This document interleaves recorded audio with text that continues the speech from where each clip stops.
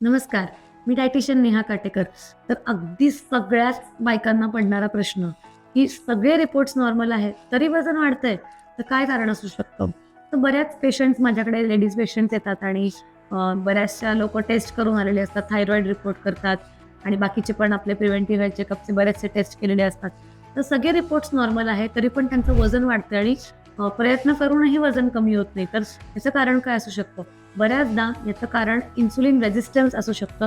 Insulin resistance जो आहे त्याच्याने फॅट सेल्स बॉडीमध्ये ह्या वाढत जातात आणि त्या खूप म्हणजे त्याला रेझिस्टन्सच म्हणतात. त्यामुळे ते कमी देखील पटकन होत नाही. तुम्ही अगदी फार एक्स्ट्रीम डाएट केलं तरी पण हा इन्सुलिन रेझिस्टन्स फारसा कमी होताना दिसत नाही. त्यामुळे योग्य तपासण्या करणं गरजेचं आहे. तर ह्या साध्या ज्या आपण टेस्ट करतो ब्लड टेस्ट त्याच्यामध्ये हे आपल्याला कळून येत नाही. त्यामुळे इन्सुलिन रेझिस्टन्स एक फास्टिंग इन्सुलिन म्हणून टेस्ट असते आणि HOMA-IR म्हणून टेस्ट असते. ह्या 2 टेस्ट तुम्ही करून बघितल्या पाहिजे. तर योग्य हेल्थ जर्नीची जी सुरुवात आहे, ती एका योग्य माहितीपासूनच होते. त्यामुळे तपासा, समजा आणि योग्य उपचार करा.